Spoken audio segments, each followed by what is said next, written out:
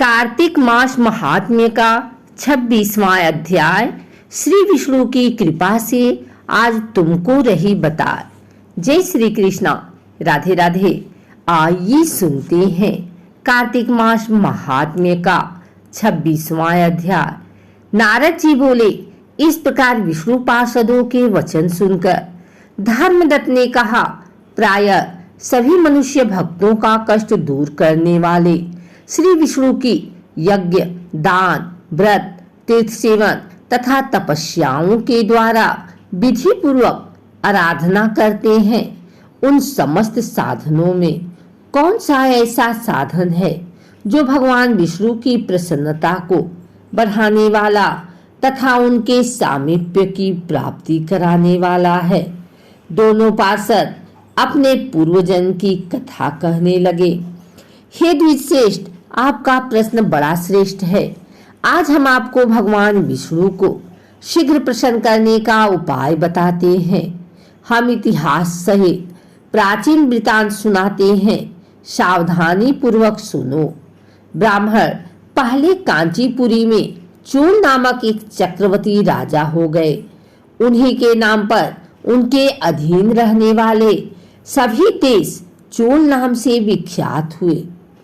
राजा चोल जब इस भूमंडल का शासन करते थे, उस समय उनके राज्य में कोई भी मनुष्य दरिद्र, दुखी, पाप में मन लगाने वाला अथवा रोगी नहीं था।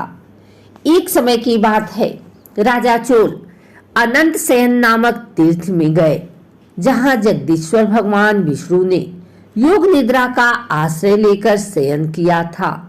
वहां भगवान विष्णु के दिव्य विग्रह की राजा ने विधि पूर्वक पूजा की। दिव्य मणि, मुताफल तथा सुवर्ण के बने हुए सुंदर पुष्पों से पूजन करके साष्टांग प्रणाम किया। प्रणाम करके जब ही बैठे, उसी समय उनकी दृष्टि भगवान के पास आते हुए एक ब्राह्मण पर पड़ी, जो उन्हीं की कांची नगरी के निवासी थे। उनका नाम विष्णुदास था। उन्होंने भगवान की पूजा के लिए अपने हाथ में तुलसी दल और जल ले रखा था। निकट आने पर उन ब्राह्मण ने विष्णु सूक्त का पाठ करते हुए देवाधिदेव भगवान को स्नान कराया और तुलसी की मंजरी तथा पत्तों से उनकी विधिवत पूजा की। राजा चोल ने जो पहले रत्नों से भगवान की पूजा की थी, वह सब तुलसी पूजा से ढक गए।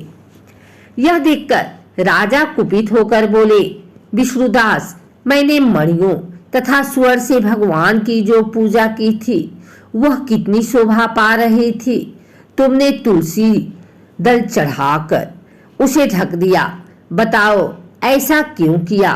मुझे तो ऐसा जान पड़ता है कि तुम दरिद्र और गंवार हो, भगवान विष्णु की भक्ति को बिल्कुल नहीं जानते।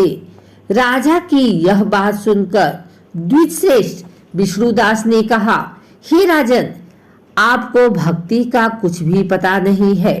केवल राजलक्ष्मी के कारण आप घमंड कर रहे हैं।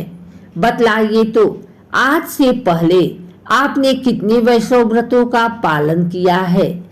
तब नृपश्रेष्ठ चोल ने हंसते हुए कहा, तुम तो दरिद्र और निर्धन हो। तुम्हारी भगवान विष्णु में भक्ति ही कितनी है। तुमने भगवान विष्णु को संतुष्ट करने वाला कोई भी यज्ञ और दान आदि नहीं किया है, और न पहले कभी कोई देव मंदिर ही बनवाया है। इतने पर भी तुम्हें अपनी भक्ति का इतना गर्व है। अच्छा, तो इस सभी ब्राह्मण मेरी बात सुन ले। भगवान विष्णु के दर्शन पहले मैं करता हूँ या यह ब्राह्मण? इस बात को आप सब लोग देखें, फिर हम दोनों में से किसकी भक्ति कैसी है, यह सब लोग स्वतः ही जान लेंगे। ऐसा कहकर राजा अपने राजभवन को चले गए। वहां उन्होंने महर्षि मुद्गल को आचार्य बनाकर वैष्णव यज्ञ प्रारंभ किया। उधर सदैव भगवान विष्णु को प्रसन्न करने वाले शास्त्रोक्त नियमों में तत्पर विष्णुदास भी व्रत का पालन करते हुए वहीं भगवान विष्णु के मंदिर में टिक गए। उन्होंने माघ और कार्तिक के उत्तम व्रत का अनुष्ठान किया। तुलसी वन की रक्षा, एकादशी की द्वादशाक्षर मंत्र का जाप, नृत्य, गीत आदि मंगलमय आयोजनों के साथ प्रतिष्ठित प्रतिदिन षोडशोपचार से भगवान विष्णु की पूजा आदि नियमों का आचरण किया। वे प्रतिदिन चलते फिरते और सोते हर समय भगवान विष्णु का स्मरण किया करते थे। उनकी दृष्टि सर्वत्र सम हो गई थी। वे सब प्राणियों के भीतर एकमात्र भगवान विष्णु को ही स्थित रखते थे। इस प्रकार राजा चोल और विष्णुदास दोनों ही भगवान लक्ष्मीपति की आराधना में संलग्न थे। दोनों ही अपने अपने व्रत में स्थित रहते थे और दोनों को की ही संपूर्ण इंद्रिया तथा समस्त कर भगवान विष्णु को समर्पित हो चुके थे। इस अवस्था में उन दोनों ने दीर्घ काल व्यतीत किया।